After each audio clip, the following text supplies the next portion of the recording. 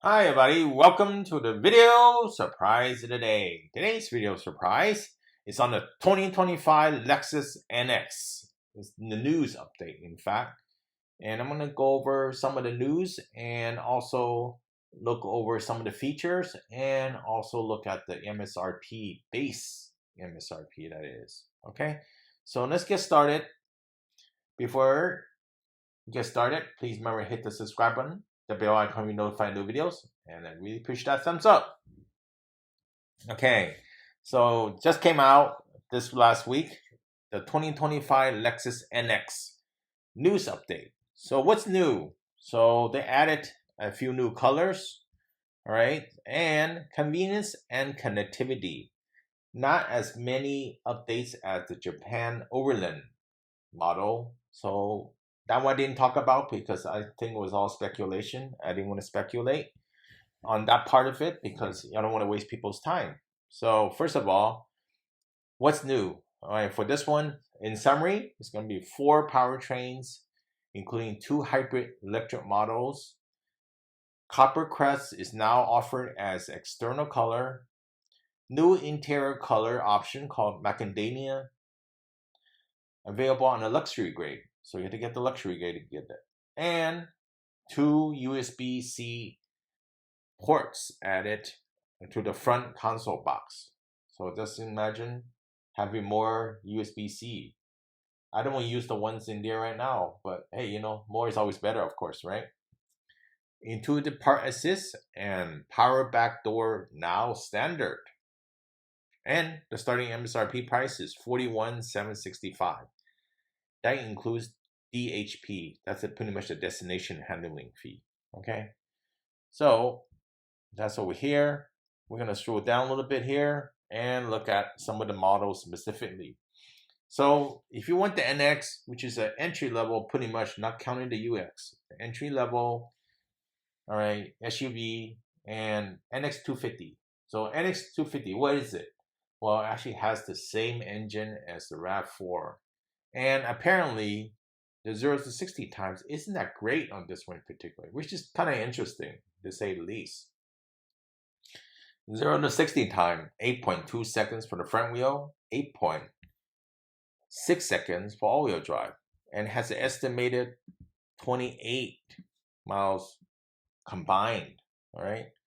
So one of the things you noticed over here is that the prices kind of well overlap, and the specs do overlap a little bit with the RAV4. So basically, the NX is pretty much a luxury RAV4, if we say it that way anyway. And some people argue that it's not really, it is, but some parts do look very similar. Okay, but the NX 350 is the turbo, 2.4 liter turbo. Okay, so that one, you're going to get 275 horsepower and 317 pound-feet of torque. And 0 to 60 time was 6.6 seconds. That is the second fastest NX. All right. The next one is the NX 350H. That's the one I have. And there's the hybrid powertrain, pretty much. And it has D4S fuel injection, 2.5 liter 4-cylinder gasoline engine, 2 torque electric motors for strong acceleration and passing performance. Well, pretty much 240 horsepower, 0 to 60 times 7.2 seconds. All right. I don't know how that number holds up too well if you have the 20-inch wheels like my luxury one. But apparently it's supposed to be pretty fast, and you get 39 miles per gallon. And probably the third fastest vehicle, because the NX 450H actually is the fastest one. It's a plug-in hybrid. Very hard to find in different configurations. Some dealerships have it, some dealerships doesn't. That's the thing. And it depends where you live as well too. It says combined MPG 84 MPGe equivalent. All right, 0 to 60 time, amazingly, is 6 seconds. Amazing. But 2.5 liter 4-cylinder engine as well too. I actually test drove one of these. It's an older model from a lease return. It's awesome. It's awesome. I have to say that, but I could not justify my wallet to spend that money for it. So that's the reason I didn't buy it. but it's great. I mean, in the US, it doesn't have the Mark Levinson sound system. I don't know if that's really going to change much, or maybe it will. There's some speculation in the releases they might have it. So first of all, not to make this video too long, I'm going to talk about what the exterior colors are. Eminent White Pearl, Iconic Silver, which I have, Cloudburst Gray, Caviar, Red Line, of course you can tell that's red, Nori Green, Grecian Water, Ultra White, Obsidian, which is like black color, Ultrasonic Blue Mica, sounds really awesome, of course. And of course the new Copper Crest color. Notice that one means $500 more, and if you want it Ultra Blue Mica or Copper Crest, it's about $600 more. So Copper Crest, you've probably seen it on the RX already. Not really for me, but I think some people may like it. So interior, what's changed in interior? Not really a whole lot, but there's an extra color, of course. So interior comes in black Palimo, which is the new color, and it's kind of like a beige, light beige color, I would say. Sorry, I don't have a picture on that. Then Roja Red, my favorite color. I had in my GS, which is awesome. And you have the Nulux and premium, standard and premium gray, and leather, which is on the luxury. And if you ever get a chance to test the NX out, do test all three out, actually, and determine. I would say the Nulux, it's pretty nice seats, but the luxury one, the seats are just so much better with the wheel leather. It's so soft and cushy too. So give that a try if you intend to buy NX, for example, right?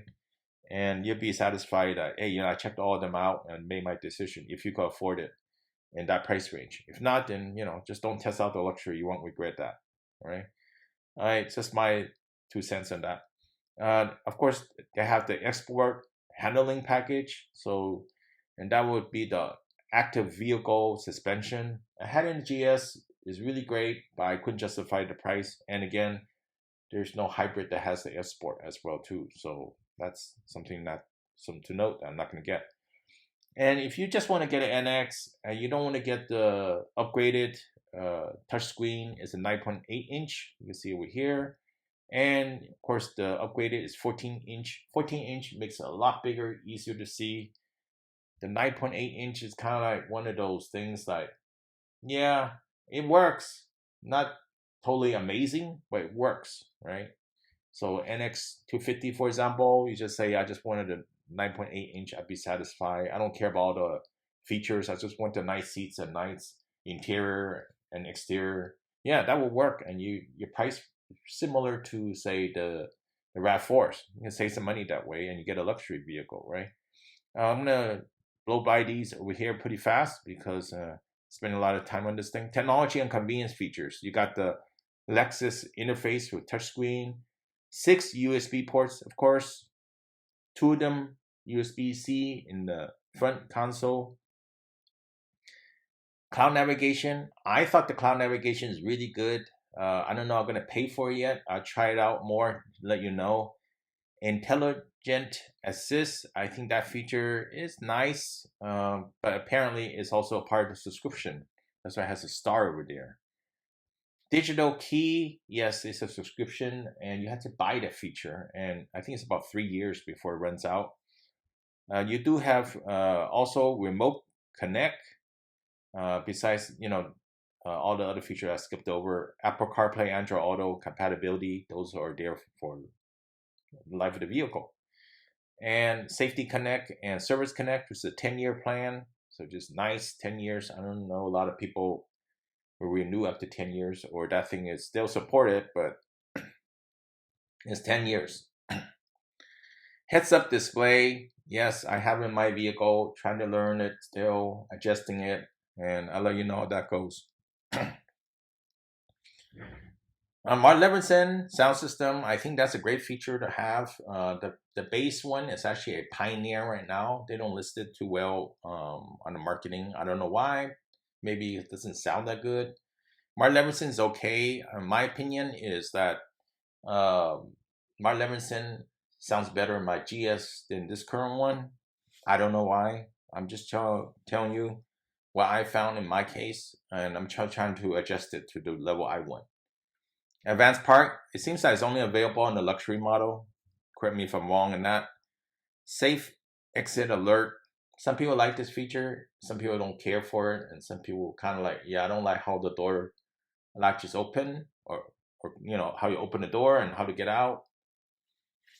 I know Lexus probably lost sales because of this feature. I wouldn't say it's a bad feature. It's a good idea, but implementation may not be the best.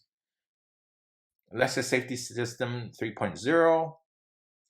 Yes, that's great. It's the newest feature, and I'm going to skim over this really fast. Pre-collision system, risk avoidance, emergency steer assist, left turn, oncoming vehicle detection braking, all speed dynamic radar cruise control, lane trace assist, lane departure alert with steering assist, which is great, and road sign assist. So this is the part I want to talk about, a little bit about the packages. And I know a lot about these vehicles because I own one myself.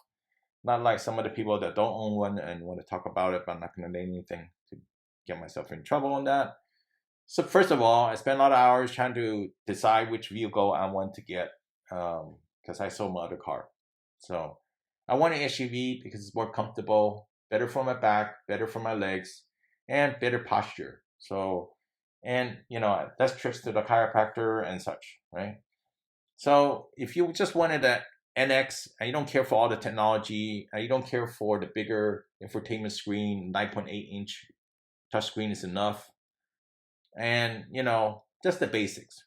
Well, and you don't care about the speed. Well, the model number 9820 would definitely satisfy most people's needs, and it's an NX 250. It has the same engine as the RAV4, and it's 41,765.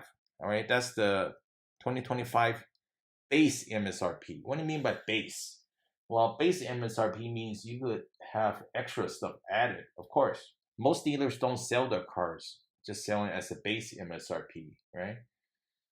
So they will add packages like maybe floor mats, maybe you know, door edge guards, or you know, limited door sills or cargo net, you know, and you name it. So the price could go up. By the time you get out the door, maybe this would be a $47,000 car, 46, 45. It really depends on the dealer. But I tell you, the lowest one you could get is 41,765 plus the options. So you got to look at options this way. And apparently, a salesperson told me this story. It's not the vehicles, each vehicle, they're all the same pretty much. It's what the options make it look different, make it special. Yes, it makes it special, but also you are paying for it at the bottom line. So just keep that in mind. The more options you want, the more expensive it is. And some of the options you actually install yourself after you get the vehicle. Suppose you wanted the mud guards, for example. You can install yourself. Suppose you want the body side mode. You could install it yourself after you get the vehicle. And the rear puddle lights, right? I did that video on my NX. I installed it myself. I didn't make that video because somebody else made that video. I didn't want to do that video when somebody else made it, all right? And did a good job on that, by the way. And you know, some of the stuff here, so that would be tempting. So I'm just going to go over some of the NX 250. So just keep in mind the NX 250 is an ICE combustion engine only, internal combustion engine, and it's similar to the RAV4. If you wanted a better, stronger engine with more power, more horsepower, is the NX 350, and it's going to be the turbocharged engine, 0 to 60 times in 6.6 seconds, for example, right? And you can see the prices here. The premium usually has an uplift because they have the better infotainment option added. If you get just the base NX 350, for example, you're not going to have that. The luxury, of course, is loaded with features, and you can see the price jump as well too. And that's just the base price. And if you wanted the handling, you know, the special active AVS, it's about $50,135. That's the base price, by the way. And the hybrids, the base is starting at $46,000, which is pretty reasonable overall, right? I hate to say that, pretty reasonable, because you are getting a lot of things for the price. But if you want a little bit more, and this is a sweet spot, if you wanted the hybrids. Hybrids are really hot in my area. Not every area is going to be that hot. Keep that in mind. NX 350H Premium, and you can option it out. I have an example, but I can't show them. Has the window sticker, but suppose if this is for this 2024 price, by the way. If it's the base price 46,515, and you add some option to it, easily with the destination and everything, you could get out at 52. So notice that jump in price, right? So you get about maybe $6,000 jump already. So if you say like you get these prices here, you add $5,000 and $6,000, that's probably going to be the price you're going to get. And for one, I think if you just for example, you're going for the hybrid NX 350H Premium, $48,000, and the price did go up from the previous year, and it's not that much on this one in particular, the premium, but it went up quite a bit for especially the luxury one, so we're $1,000 some odd dollars. And other YouTubers to point it out as well too, I think probably. But the thing is, like, you're not getting a whole lot in return. You are paying to uplift it for the little amenities, the USB, maybe you have the the lighted door handles, little things like that, and a lot of other things that they may not mention until you get the vehicle. Refinement over the the 2024 model year, for example, right? But is it really worth that much more? It's really the same vehicle if you think about it, right? So in my opinion, if you really wanted the NX, which is kind of like the RAV4 size, all of them are around the same size, so an NX is similar to the RAV4 size. Two things you could do if you're looking for an NX, right? See what your needs are, number one. See what your budget are, and see what model you want. Do you really need a hybrid, or you don't need a hybrid? Do you really need a plug-in hybrid? And determine if you want to save some money.